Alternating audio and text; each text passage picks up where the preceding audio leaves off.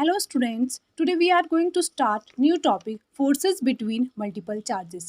बच्चों आज हम नया टॉपिक करेंगे फोर्सेस बिटवीन मल्टीपल चार्जेस। ठीक है, पिछले वीडियो में हमने क्या किया था, कूलॉम्स लॉ के अकॉर्डिंग किया था कि अगर टू चार्जेस हमारे पास हैं Q1 और Q2 तो इनके दोनों के बीच में कितना मैग्नीट्यूड होगा, कितना फोर्स होगा, वो हमने निकालना सीख लिया था बच्चों। अब हम क्या सीखेंगे बच्चों, प्रिंसिपल ऑफ सुपर पोजिशन से हम ये सीखेंगे forces between multiple charges. Two charges नहीं, थ्री चार्जेस, थ्री नहीं four charges, multiple charges, N charges, बहुत सारे चार्जेस हैं यहाँ पर, क्यों एन। ठीक है, बहुत सारे चार्जेस है, तो इसकी वजह से इसकी इस वाले पॉइंट पर सपोज निकालना चाहिए, इसकी वजह से इस पर कितना फोर्स होगा, इस पर कितना फोर्स होगा, इस पर कितना फोर्स होगा, इसकी वजह से इस पर कितना फोर्स होगा। तो इन सब का क्या होता है, फोर्सेस पढ़ेंगे हम, इनकी वजह से कितना फोर्स लगेगा। तो according to principle of superposition, तो इसने क्या बोला है, इसने बोला है कि जितना भी हमारे इस पॉइंट पे चार्जेस लग रहा है, ठीक है बच्चों, तो अगर जितना भी चार्जेस लग रहा है वो क्या होगा, इन सभी का वेक्टर सम होगा। जैसे हमने इसका निकाल लिया कूलॉम्स लॉ से 1/4πε0, इसका मतलब मान लो हमने क्यों है हमारे पास 1/4πε0 क्यू 1/r स्क्वायर। ठीक है, अगर हमें इसी पे निकालना हो फिर हम बोल सकते हैं 1/4πε0 क्यू Q2 अपॉन आर का स्क्वायर। इसका निकालना हो QN अपॉन आर का स्क्वायर, Q4 अपॉन आर का स्क्वायर। तो इन्हीं का सबका वेक्टर सम करेंगे सबका। ठीक है, तो बच्चों मैं बता देती हूँ आपको कैसे करना है। ठीक है बच्चों, तो स्टार्ट करते हैं हम यहाँ से। सपोज जैसे कि हमारे पास ये है, ये एक चार्जेस रखा हो बच्चों Q1, ये एक चार्जेस है Q1। ठीक है, तो इसके ऊपर मुझे फोर्स निकालना है। किसकी वजह से फोर्स निकालना है बच्चे, इसकी वजह से। एक Q2 है, तो ये तो कूलॉम्स लॉ बन जाएगा अगर एक लेंगे। एक और हम ले लेते हैं। ठीक है, तो ये कितना हो गया बच्चे, Q3। तो इसकी वजह से कितना फोर्स लगेगा, ठीक है, और इसकी वजह से कितना फोर्स लगेगा बच्चों, ये भी पॉजिटिव ये पॉजिटिव, तो क्या होगा इसमें, रिपल्शन। ये भी पॉजिटिव ये पॉजिटिव, तो रिपल्शन। ठीक है, तो ये कितना फोर्स होगा F12 की वजह से, और एक इसकी वजह से होगा F13 की वजह से। तो इनका ये रिजल्टेंट वेक्टर ये निकलेगा हमारा F1। ठीक है, तो ये रिजल्टेंट हमारा वेक्टर यहाँ से निकलेगा।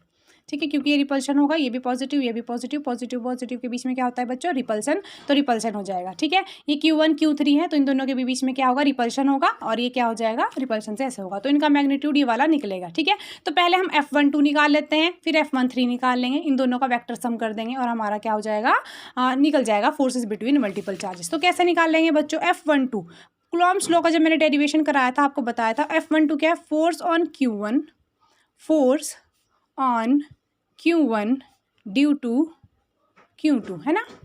तो हम निकाल देंगे इस Q1 के ऊपर फोर्स, इन दोनों के बीच में फोर्स कितना होगा बच्चों, according to Coulomb's law direct लगाना।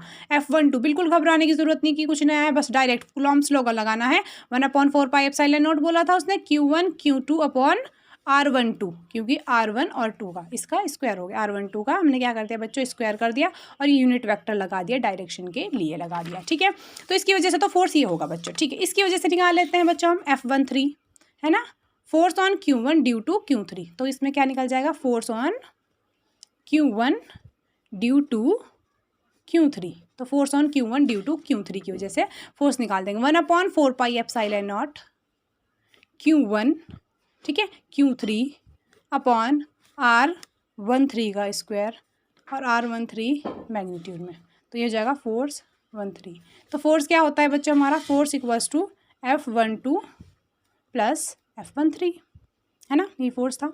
तो इनको सम करेंगे हम, इस वाले का सम, ये हमारी इक्वेशन फर्स्ट हो गई F12, ये इक्वेशन सेकंड हो गई हमारी, तो इन दोनों का सम करेंगे हम, तो कितना जाएगा बच्चों, 1/4πε0 Q1 Q2 अपॉन R12 का whole square plus 1/4πε0 Q1 Q3 upon R13 का स्क्वायर। ठीक है, इसमें क्या यूनिट वेक्टर था, R12 यूनिट वेक्टर था, इसमें क्या था, R13 यूनिट वेक्टर था बच्चों।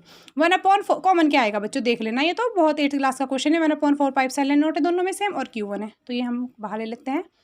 अंदर क्या बच गया, Q2 अपॉन R12 का स्क्वायर प्लस R12 का यूनिट वेक्टर, Q3 R13 का स्क्वायर, R13 का यूनिट वेक्टर। ठीक है बच्चों, ये बच गया।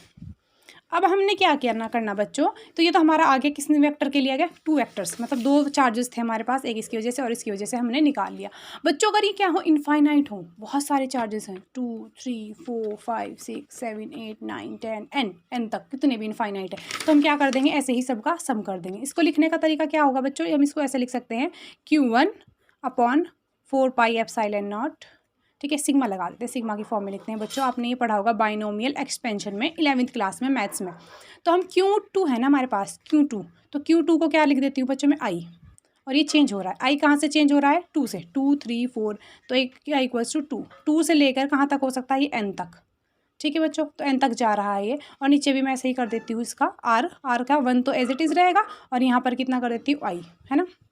तो ये कितना चेंज 1 2 1 3 1 4 1 5 1 6 1 n तक ऐसे ही चलता रहेगा, ठीक है। अगर ये कितने चार्जेस हो बच्चों n तक जा रहे हो ना, तो हम क्या कर सकते हैं, QN हो r 1n तक जा रहे हो, है ना, तो हम इसको क्या कर सकते हैं, इनफाइनाइट तक इसको भी ऐसे ही लिख सकते हैं। तो ये हो जाएगा r1n का स्क्वायर, ठीक है बच्चों। तो ये इसको इस फॉर्म में भी हम इसको लिख सकते हैं, ठीक है। तो ये कितना हो गया बच्चों हमारा, Q1/4πε0 सिग्मा, आई की वैल्यू 2 से लेकर n तक रख सकते हैं, यहाँ पर हम चेंजेस होती रहेगी, n तक है, r unit vector 1 to i और r1n का स्क्वायर। तो बच्चों इस फॉर्म में भी हम इसको लिख सकते हैं प्रिंसिपल ऑफ सुपरपोजिशन को। बच्चों ये है प्रिंसिपल ऑफ सुपरपोजिशन। हमने पहले क्या पढ़ा था, कुलॉम्स लॉ। कुलॉम्स लॉ में क्या था, सबसे पहले इस चैप्टर में मैंने क्या पढ़ाया आपको, इलेक्ट्रिक चार्जेस, उसकी प्रॉपर्टी बताई, कंडक्टर, इंसुलेटर्स, इंडक्शन बताया मैंने आपको, ठीक है। उसके बाद मैंने आपको बताया कुलॉम्स लॉ, फिर बताया Coulomb's law in vector form. Coulomb's law ने बच्चों क्या कहा था, उसने ये बोला था कुलॉम्स लॉ ने कि अगर हमारे पास 2 चार्जेस हैं, ये वाले चार्जेस हैं और एक ये चार्ज, इन दोनों के बीच में फोर्स कितना लगेगा, इन दोनों के बीच में जो फोर्स लगेगा उसकी मैग्नीट्यूड की वैल्यू बता दी थी। फिर उसने उसको वेक्टर फॉर्म में भी बता दिया था हमें। फिर ये क्या आया हमारे पास, फोर्स बिटवीन मल्टीपल चार्जेस। भाई ये भी तो पोजीशन बन सकती है, 2 के बीच का तो आपने बता दिया, लेकिन अगर मल्टीपल चार्जेस हो, यहाँ पर बहुत सारे चार्जेस रखे, इसके बीच में क्या इतना फोर्स लगेगा, तो ये किसने बताया, फोर्सेज बिटवीन मल्टीपल चार्जेस की थ्योरी, यानी कि प्रिंसिपल ऑफ सुपरपोजिशन ने बताया। क्वेश्चन आ सकता है बच्चों, प्रिंसिपल ऑफ सुपरपोजिशन बताइए।